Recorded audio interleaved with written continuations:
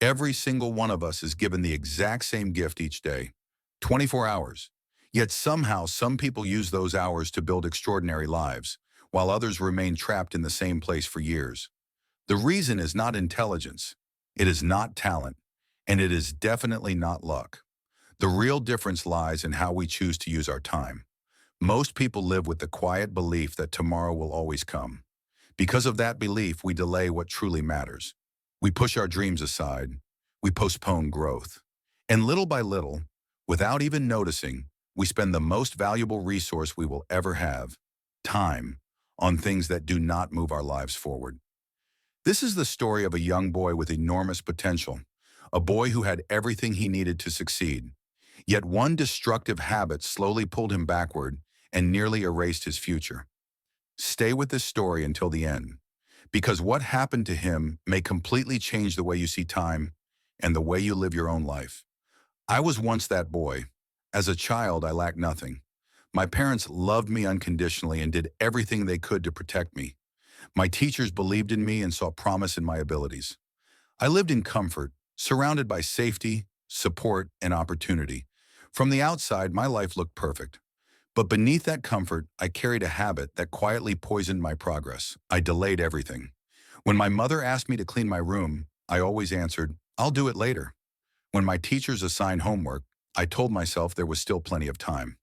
When my friends invited me to join extra classes or learn new skills, I smiled and said, "Maybe next time."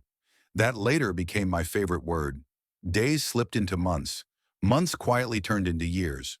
While my classmates pushed themselves forward, learning, improving, growing, I remained stuck in the same place. They developed new abilities. They worked harder. They prepared for the future. I did nothing. I was like a tree that refused to grow, standing still while the entire forest around it reached toward the sky.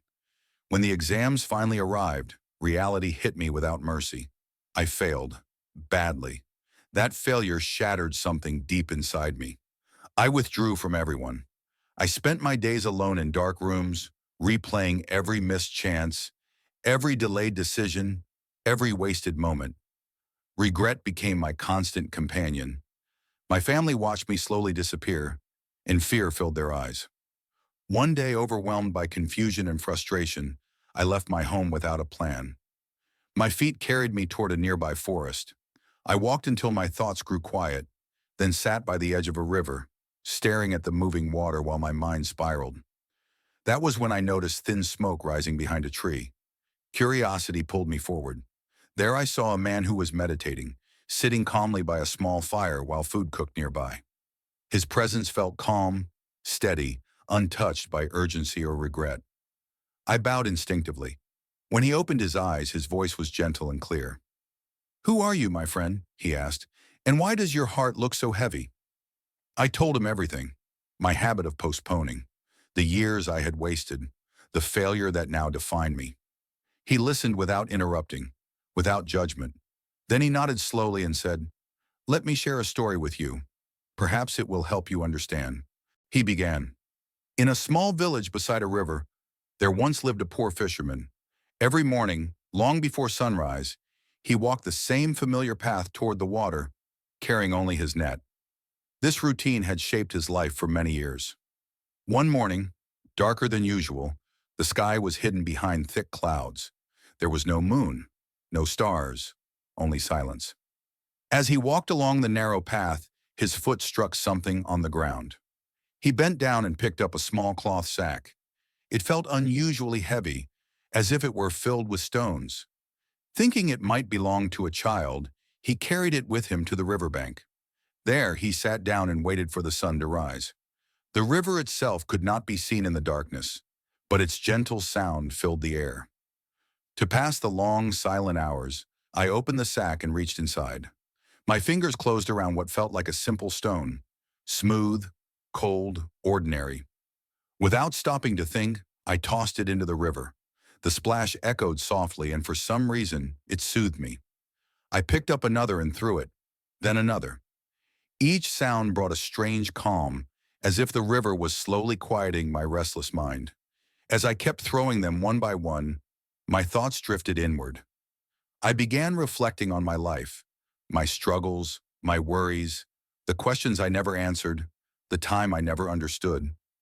While my hands kept moving, the sky above me slowly began to change. The heavy darkness started to lift. Shapes formed. The river became visible. Dawn was approaching. I reached into the sack again. This time, my hand touched only one object. I lifted it, ready to throw it like all the others. But at that exact moment, the first ray of sunlight touched it, and suddenly it shimmered. My heart stopped. This was no stone. It was a diamond. My hands began to shake. In panic, I turned the sack upside down. Nothing fell out. It was empty. In the darkness, without knowing it, I had thrown every diamond into the river. I dropped to my knees on the riverbank, staring at the flowing water.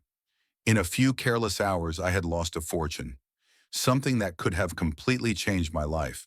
For 4 long hours, I stayed there, angry at myself, cursing my blindness and ignorance. Then slowly, a wiser thought rose within me. I looked at the single diamond still resting in my palm and whispered, "At least I still have one." This one diamond still held immense value. If I used it wisely, it could still transform my life. With acceptance in my heart and clarity in my mind, I stood up and returned home. That evening, Michael looked directly into my eyes and spoke calmly. "You see, my friend," he said, "every one of us carries a sack full of diamonds. Each moment of our life is priceless. But when we live in ignorance, we throw those moments away as if they were ordinary stones." He paused, letting his words sink in. Your life is no different from that fisherman's story. You also wasted time, believing it had little value. And now, that time cannot be reclaimed. Then his voice softened. But just as the fisherman still held one diamond, you still have time left. If you use it wisely, you can rebuild everything. Never forget this. Time is as precious as diamonds. His words stayed with me. If time was wasted in the past, the lesson is not regret, it is action. Stop wasting what still remains. This story teaches a powerful truth. Time is the most valuable currency we will ever own, yet we spend it as if it costs nothing. The fisherman's story proves that transformation is possible at any stage of life. The key is realizing that every wasted hour is a diamond lost forever.